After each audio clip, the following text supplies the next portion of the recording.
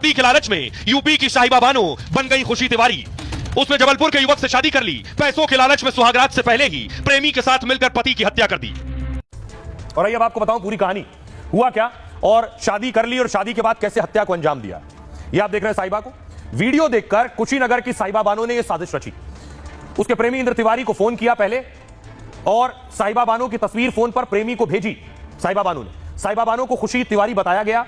साहिबा ने फेसबुक पर खुशी तिवारी के नाम से आईडी बनाई और इंद्र कुमार से लगातार बात करने लगी। फिर इंद्र तिवारी के सामने शादी का प्रस्ताव रखा गया। इंद्र तिवारी इसके लिए राजी हो गए। साहिबा की तस्वीर देखकर वो तो ऐश्वर्या तिवारी मान रहे थे। इंद्र तिवारी जेवरात कैश के साथ 2 जून को गोरखपुर पहुंच गए। 5 जून को साहिबा और इंद्र तिवारी की मंदिर में शादी हो गई। शादी के बाद इंद्र तिवारी उससे जबलपुर चलने को कहने लगे। इस पर साहिबा ने पहले अपने गांव चलने की बात कही कि पहले मेरे गांव चलो।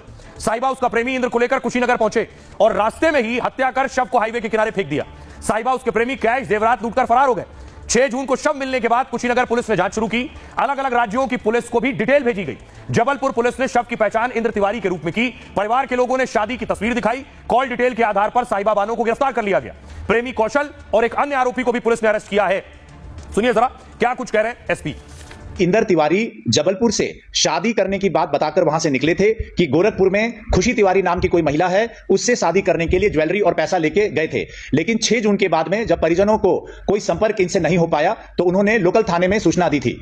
हमारी टीम ने इस पे काम करते हुए खुशी तिवारी नाम की महिला को पकड़ लिया है और बेसिक पूछताछ में यह निकल के आया है कि खुशी तिवारी जो महिला है वो एक्चुअल में साहिबा बानो, उसका नाम है साहिबा बानो, डॉटर ऑफ अनवर अली। ये उसकी असली आइडेंटिटी है और इसके गिरोह में अन्य भी जो लोग हैं वो सम्मिलित है, जिस पे हमारी टीम काम कर रही है।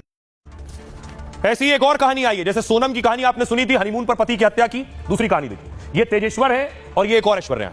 ऐश्वर्या तेजेश्वर की पिछले दिनों शादी हुई और इस शादी के बाद अगली तस्वीर मैं आपको दिखाऊं, ये दूसरी तस्वीर आप देख रहे हैं। ये शादी की तस्वीर है, परिवार के साथ तस्वीर है जिसमें पति और पत्नी दोनों मौजूद हैं। 18 मई को शादी हुई थी और 17 जून को पति की हत्या करवा दी। अगली तस्वीर देखिए जरा, ये है प्रेमी जिसका नाम है तिरुमला।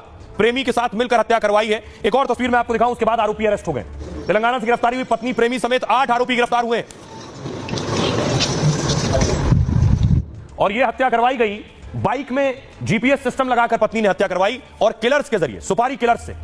देखिए कैसे राजा रघुवंशी हत्याकांड की तरह तेलंगाना में पति की हत्या हुई। पत्नी ने प्रेमी के साथ मिलकर पति की हत्या करवा दी। 18 मई को ऐश्वर्या की शादी तेजेश्वर से हुई। शादी के बाद पत्नी ऐश्वर्या लगातार अपने प्रेमी से बात करती थी। इसको लेकर पति पत्नी के बीच झगड़ा हुआ, जिसके बाद पत्नी ऐश्वर्या ने पति को रास्ते से हटाने का प्लान बनाया। प्रेमी तिरुमला ने 2 लाख में 3 सुपारी किलर्स को हायर किया।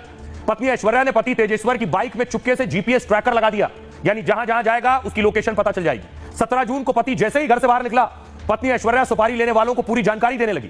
तेजेश्वर जमीन के सर्वे का काम करता था और इसलिए बदमाशों ने उसे जमीन के सर्वे के लिए बुलाया ताकि तेजेश्वर को साजिश के बारे में शक ना हो। बदमाशों ने उसे पहले कार में बिठाया, फिर तेजेश्वर का गला रेत कर उसकी हत्या कर दी। 17 जून को तेजेश्वर के घर न लौटने पर परिवार ने शिकायत की। तेजेश्वर के भाई ने ऐश्वर्या पर शक जताया और जिसके बाद पुलिस ने ऐश्वर्या की कॉल रिकॉर्डिंग की जांच की और कॉल रिकॉर्डिंग निकालते ही पूरा सच सामने आ गया। ऐश्वर्या ने अपने प्रेमी तिरुमला से 20 दिन में सोचिए 2000 बार बात की थी। 2000 बार। ऐश्वर्या ने कई बार हत्या करने वाले आरोपियों से भी बात की थी। पुलिस ने आरोपी पत्नी और प्रेमी को गिरफ्तार कर लिया है। ऐसे इस हत्याकांड का खुलासा हुआ। आइए खबरों में आगे बढ़ते हैं और अब आपको लिए चलता हूं एक दर्दनाक हादसे की तरफ। जगन्नाथ यात्रा के दौरान यह हादसा हुआ है। पुरी में भगदड़ हुई। अब सवाल यह है इस भगदड़ का जिम्मेदार कौन है। तस्वीर में आपको दिखाऊं, यह पुरी की जगन्नाथ रथ यात्रा की तस्वीर आप देख रहे हैं। भव्य यात्रा की तस्वीर, हजारों लाखों भक्तों का सैलाब आपको दिख रहा है।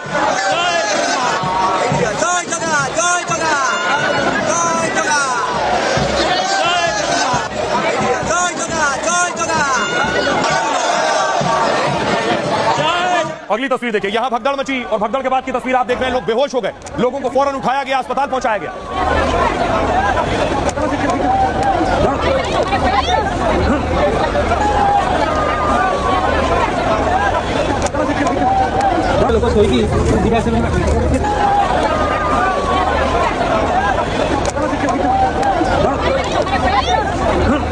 फौरन मौके पर एम्बुलेंस पहुंची। रात का वक्त था, देख रहे हैं एम्बुलेंस, आधा दर्जन से ज्यादा एम्बुलेंस मौके पर पहुंची और घायलों को अस्पताल पहुंचाया।